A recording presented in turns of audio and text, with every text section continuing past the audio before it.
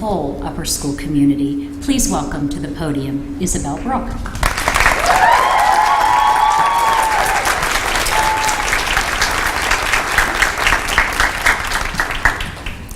Welcome again to one of the most highly anticipated events in the lives of the people you see sitting up here thus far.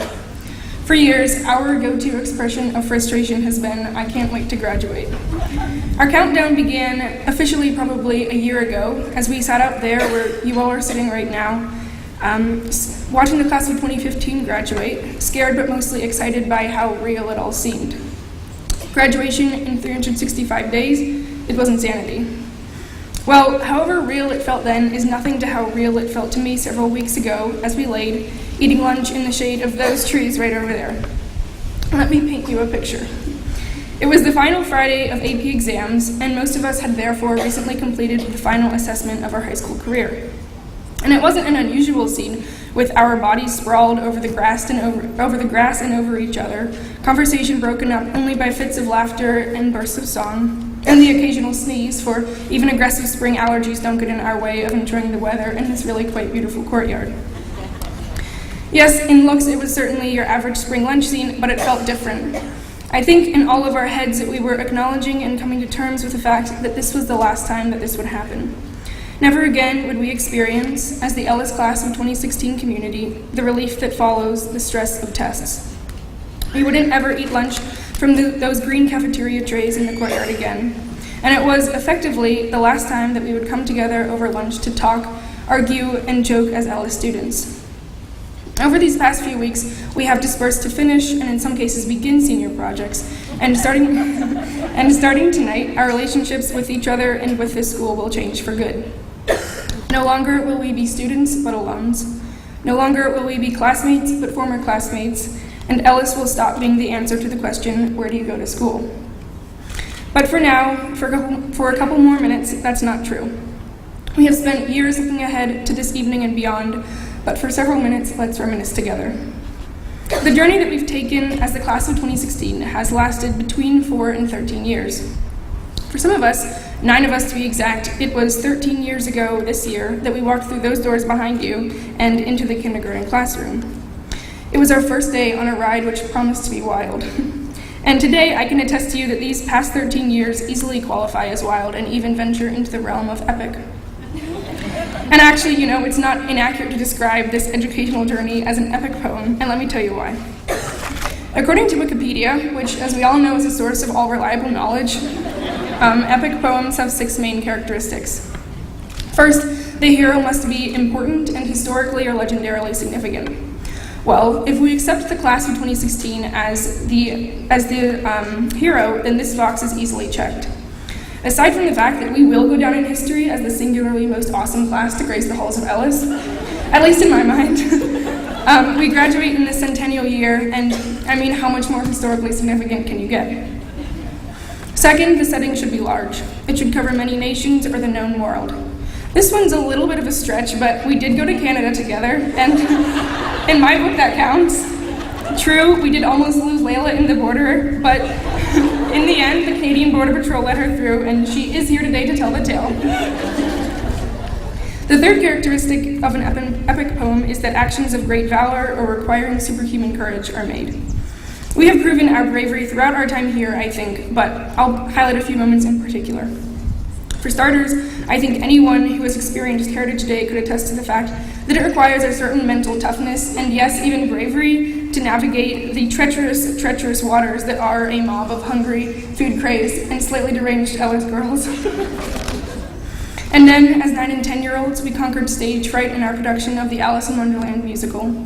In addition to this, Natalie stepped way out of her comfort zone during the Eco Stewards program in Frick Park last year, confronting, if not conquering, her fear of nature. And I saw Rachel and Jana display courage, along with, of course, poise, strength, and professionalism in their Circles of India program that they put together for their senior projects. In it, they explored topics of cultural identification and identity, and I think I appreciated it that much more because I saw the stress, the hours, the hard work, and the tears that went into it.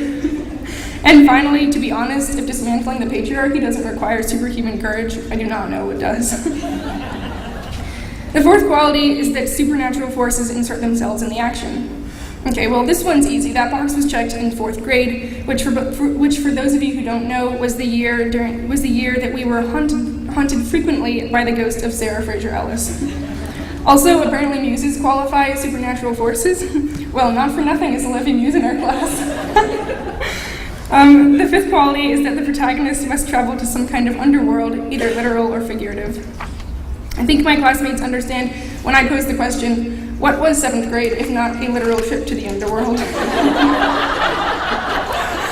I also wouldn't be bending the truth if I described the college application process, complete with the SATs, the Common App, and essays, as a figurative trip to the underworld.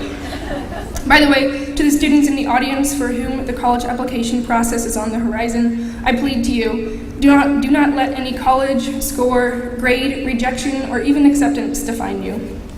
The colleges to which you apply are forced to boil you down to some numbers and a couple essays. Do not let the same thing happen in your head. The sixth, final, and most fitting quality of an epic poem is that it is written in a, quote, very special style. I'm not entirely sure what Wikipedia was getting at when they said this, but no matter, I can run with it anyway. Our years at Ellis, whether you were here for 4, 13, or somewhere in between, were inarguably of a very special style. The transition from adolescence to adulthood isn't an easy one, and it is only complicated when you throw in the fiery spirit, the determination, and the strong opinions of the people you see sitting up here. We have been, for better or for worse, each other's sounding boards, fact-checkers, and consultants for years. We are never shy to question and challenge each other, or authority for that matter.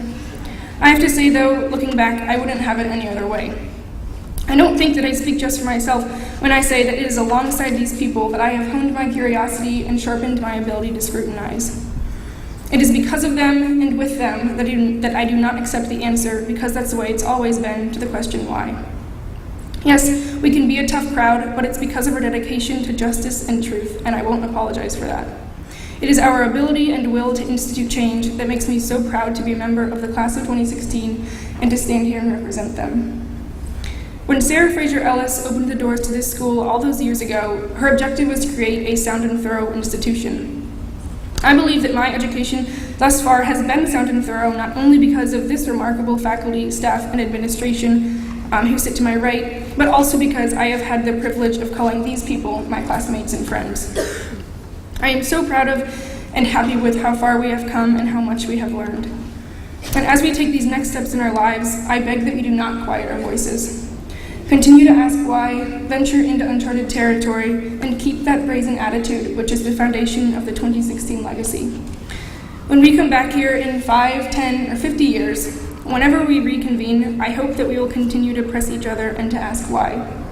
Now, I don't believe for a second that this is a difficult charge, as it is simply not in our blood to leave questions unasked or problems unaddressed. 2016, thank you for 13 years of epicness. We are, in every sense, the class of the century. Thank you.